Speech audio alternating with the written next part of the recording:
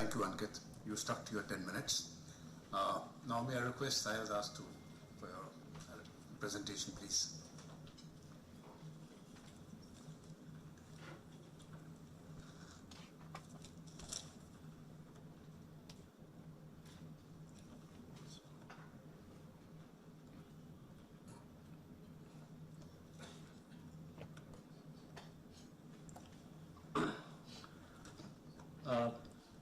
Thank you for your kind introduction, Chairman. It's a privilege and honor for me to showcase my firm, its offerings, and present our thoughts to such a great gathering. Good afternoon, everyone. My partner Varun and I co-founded Usnatech in 2015 with the core objective of introducing key enabling technologies and products to the Indian market. We have carefully selected our technology partners, keeping in the mind of Indian market specifically. Access Technology is someone where we produce smart padlocks, QR Patrol for patrol management systems, and D-Drone for anti-drone technology. We are in complete agreement that drones are here to stay.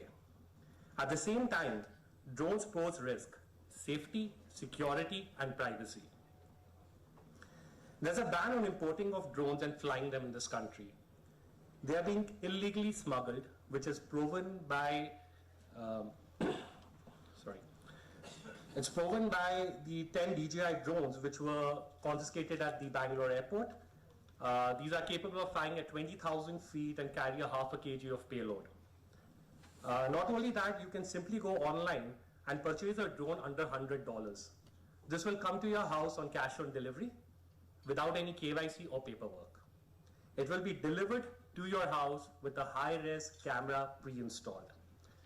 Let us not confuse cheap with lack of capability. These drones can fly up to 15 kilometers on a single charge, can be done on an autopilot, can even fly at a speed of 170 kilometers per hour. Mumbai police has expressed its fear March 29, 2017 and stopped all flights. Allow me to walk you through the three main risk factors: safety, security, and privacy. Drones are flying within our country as we speak. A pilot has spotted it while flying to Mumbai. Drone has been found on Delhi airport and have stopped operations. India today has quoted, drones are free flying birds. Let me show you a video of real footage obtained from allegedly unauthorized drone flights which are occurring in India now.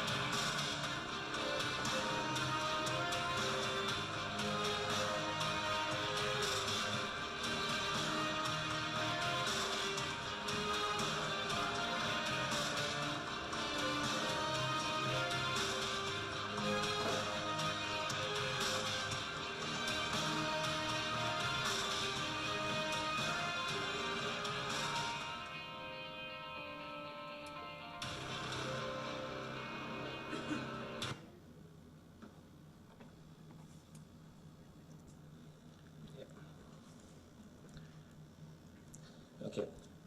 So as you saw, it is the payload carrying capacity of a drone which makes it useful or dangerous. Across border or within the country, drones can carry a number of risky payloads, such as weapons, chemicals, jammers, sniffing devices, or even radioactive material. On the top left corner, you can see a retrofitted with an explosive. On the right, it's smuggling narcotics. In summary, drones are cheap, powerful, can be flown by anyone, and can carry dangerous payloads such as EO/IR equipment, sniffers, jammers, weapons, chemicals, radioactive. What once was done by humans can easily be done by drones. We would like to propose a solution to this urgent threat. The solution needs to address three main challenges. The challenge of threat of variance. The threat can be physical, surveillance, or cyber. Secondly, there are no common standards and technology in this evolving industry. And finally, the solution needs to work across situations, such as border areas, VIP security, and critical infrastructure. What does our solution do? It locates a drone, classifies it based on drone signature database being updated on a regular basis, keeps the recording and logs for future references and prosecution, locates the pilot, and either automates or signal active or passive countermeasures. Our technology partner for the solution is D-Drone of Germany. Backed by top-tier investor partners, this solution is now deployed over 200 locations globally, including armed forces, prisons, data centers, stadiums, and or VIPs. The American presidential debate has been secured by the same solution.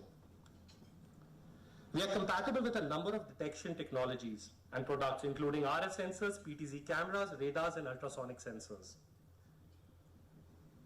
Nearly all commercially available drones use radio signals, both to receive control commands from the remote control and to transmit data such as video or telemetry. The particular RF sensor here shown is an omnidirectional and can sense a drone up to 2 kilometers and covers a wide spectrum of frequency. The multi-sensor is a product designed for rapid deployment, having IR, EO, RF, and audio sensor having a range of 500 meters.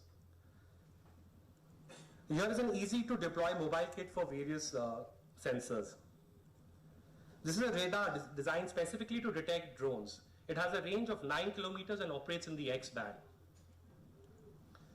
An essential element for visual verification, the drone kind and payload it's carrying, is a PTZ camera. These sensors as well as legacy equipment from other manufacturers can be integrated with our software as per the requirement. The output of these sensors is collated and shown on a single command and control interface so that most appropriate countermeasures may be deployed. Alerts are instantaneously. The software continuously displays real-time airspace information and classifies drone using drone DNA, an advanced analysis and pattern recognition program.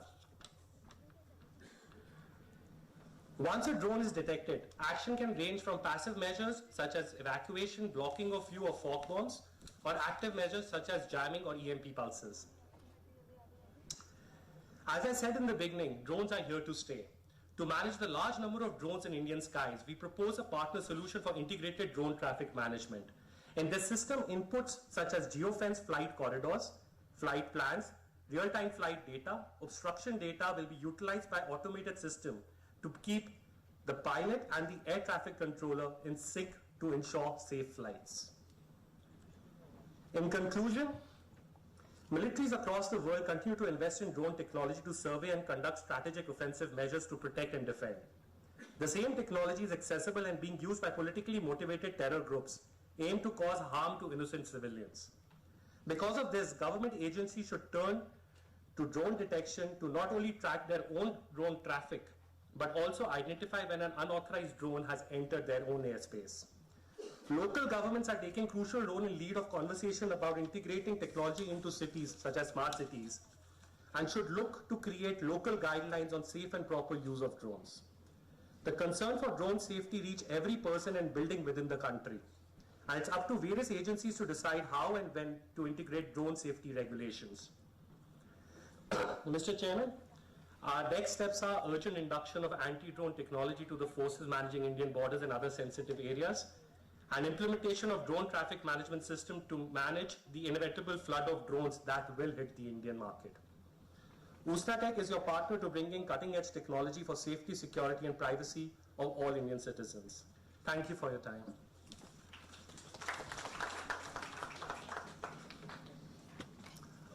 Thank you. I think we've had a very interesting perspective from both sides as to the drones plus what is taking place in the anti-drone side.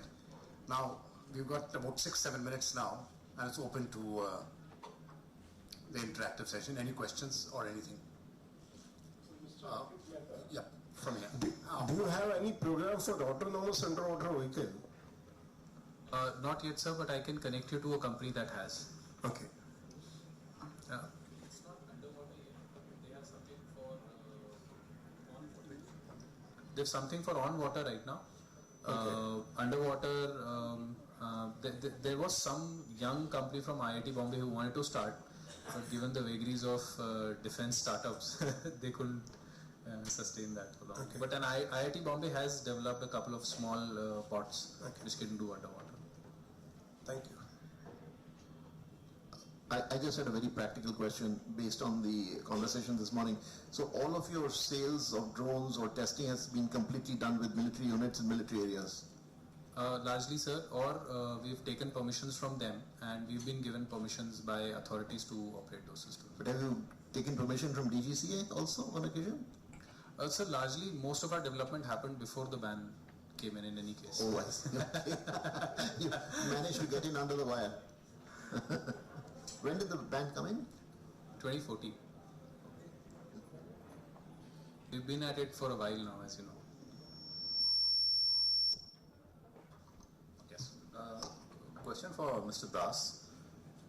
What is the size of the drone that your radar can pick up, and at what range can it detect and then start tracking? Okay.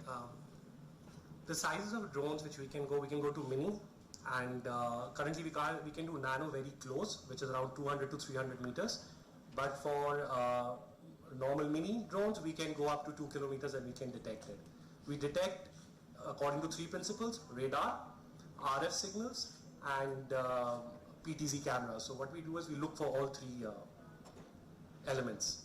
It's an integrated solution of 3 or 4 combined solutions to figure it out. So in an urban area, you can figure out a drone flying at 1.5 kilometers at base level. So the early warning is done by the radar and then passed on to the PTZ, or the early warning is done by the radar. Confirmation and detection is done by the RF equipment, and then the PTZ takes over for evidence taking. And for prosecution? Prosecution, it depends what you want to do with the prosecution. If you're wanting to do a jamming can be done instantaneously depending how far the drone is. On an omnidirectional, we can do up to 700 meters. On a spot jamming, we can do 2 kilometers. Spot jamming? Spot jamming. 2 kilometers? 2 kilometers.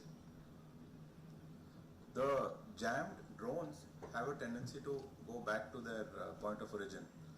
Yes, it depends. If we have blocked the GSSIC, then the drones might just fall down.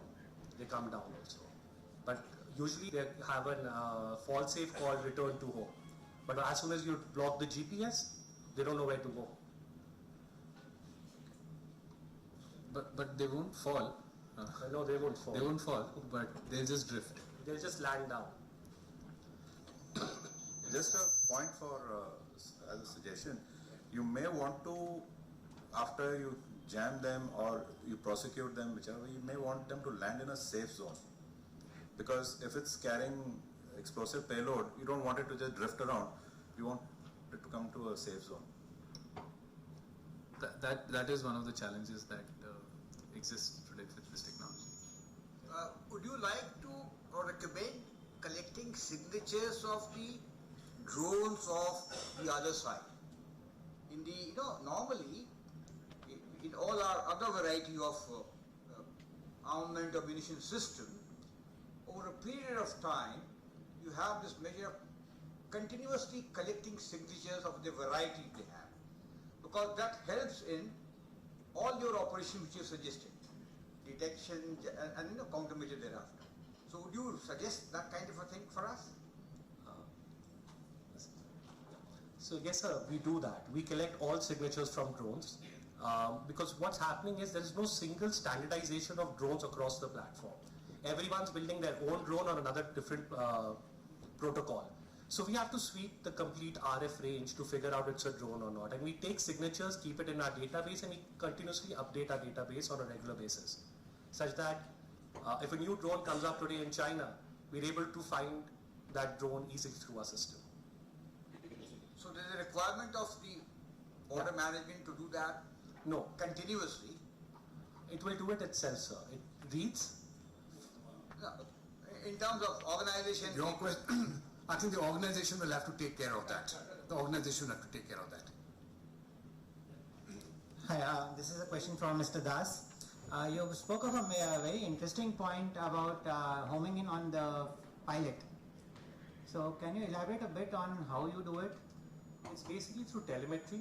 So it's basic geometry. The signals are received through the RS receiver. So at a particular height, we calculate it at distances. It's a continuous flight which the drone is flying in. So if it's at 1, 2, and 3, then we can locate the drone as well as the pilot from there. How it's receiving it. It's basically a triangle which occurs on that. Okay, thank you. Mr. Das, if it is in a autonomous mode, suppose it is, you will be detecting when it is in active mode. Suppose it is in a autonomous mode, then what will you do? Sir, that's why we have the that's why we have the acoustic signals. Then we calculate it through the acoustic sound. We take it through the sound DM. This is also like if you make a homemade drone. These are not normal RFs. You will get a 433 or another signal, right? So we can detect that as well as any one which is without even an RF signal. You just program it and said go here. So we'll detect that with acoustic signals. In that case, you will be measuring the particle velocities instead of acoustic pressure. Sir, that is In this, you will be measuring the particle velocity instead of acoustic pressure. sir. This is a little technical for me to answer. Right. Last question. Yeah, the lady. So I want to ask you a question from a very consumer point of view, or the general people point of view. What are the biggest challenges that you're facing right now in terms of development of this really smart technology, and what are kind of sanctions basically that you're looking forward from the government of India to help you on this? So I think flying is one of the challenges. The other challenge is that batteries have become a nightmare to import. I think just to find a place to fly which is safe enough for experimentation is another huge challenge, because we are a very densely populated country. We don't have really crazy amounts of airspace available free. So yeah, so those are some of the challenges that we face right now.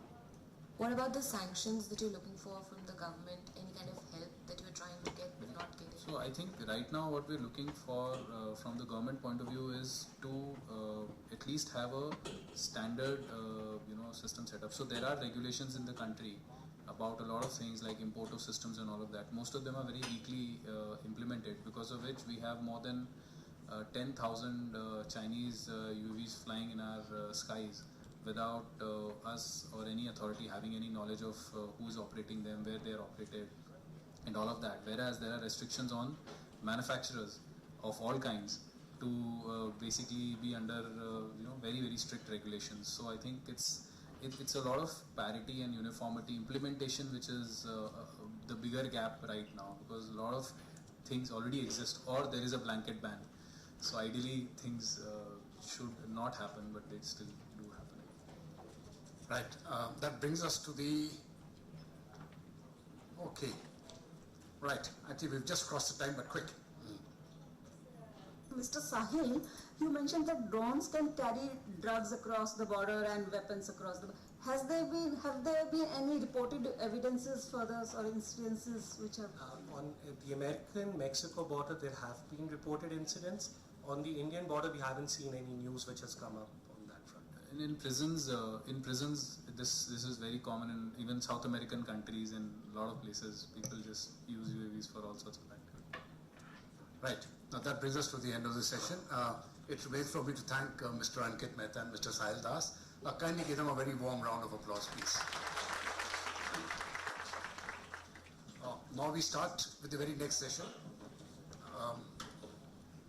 Just a minute here. We start with the very next session. May I invite Mr. Sergey Kapinos, Mr. Sergey Kapinos on the stage, please. Come.